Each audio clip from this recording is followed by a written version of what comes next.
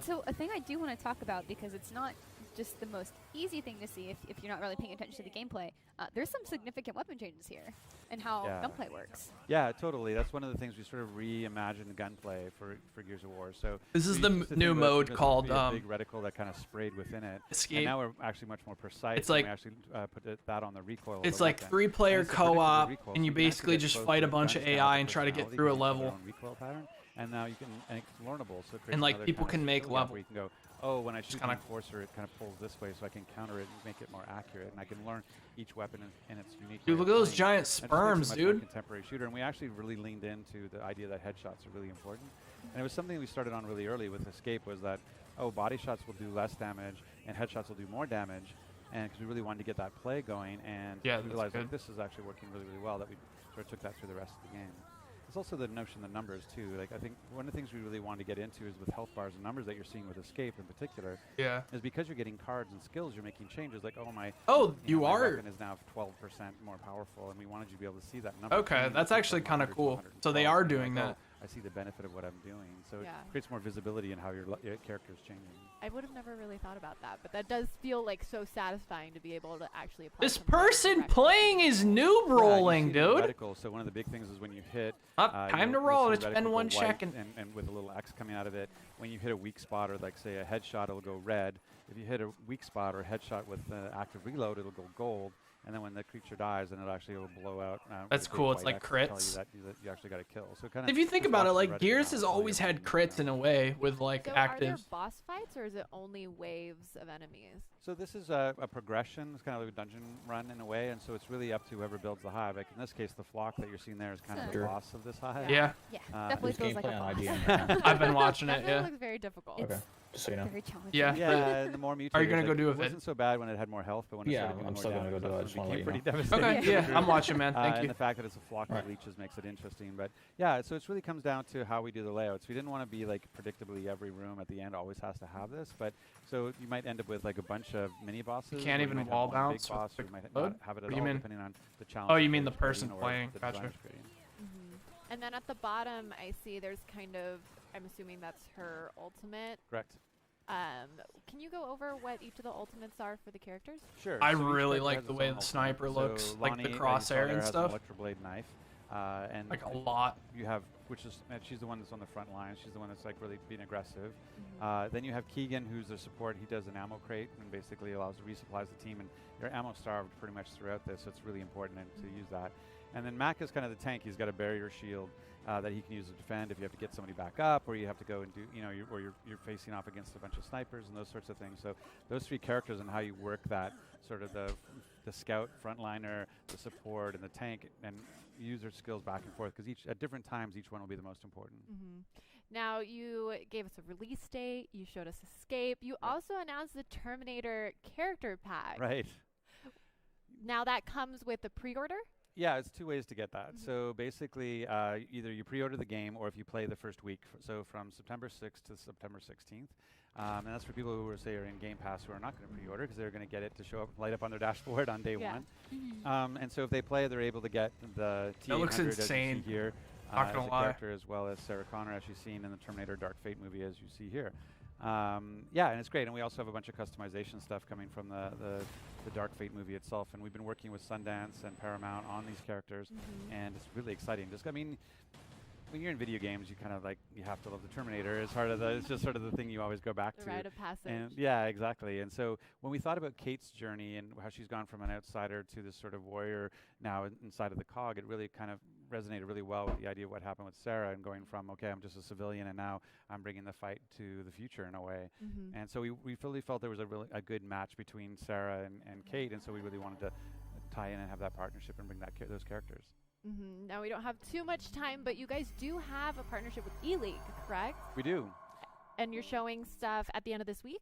Yeah, there's a bunch of stuff going on. I mean, the big thing for us is really going to be in July when we do our tournament. But the episodes are starting to air. They're going to be, I think we're doing a preview of one of the episodes, I think, coming up soon.